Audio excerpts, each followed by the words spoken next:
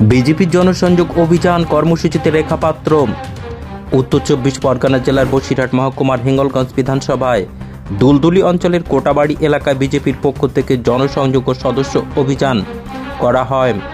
এই জনসংযোগ সদস্যতা অভিযানে এলাকায় বাড়ি বাড়ি গিয়ে জনসংযোগ সদস্যতা অভিযান করলেন বিজেপি নেত্রী রেখা পাত্র সহ একাধিক বিজেপির নেতৃত্বরা।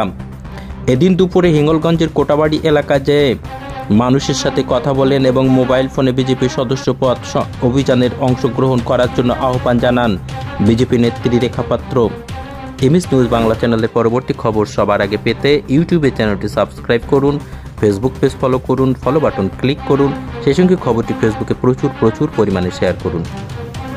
আমরা তো কোর্টের উপরে আমরা মহামান্য হাইকোর্টের উপরে পুরো আস্থা রেখেছি এবং আমরা আশাবাদী যে অন্যায়ভাবে ভোটটা হয়েছে আমাদের পক্ষে রায়টা আসবে, এটা আমরা আশাবাদী।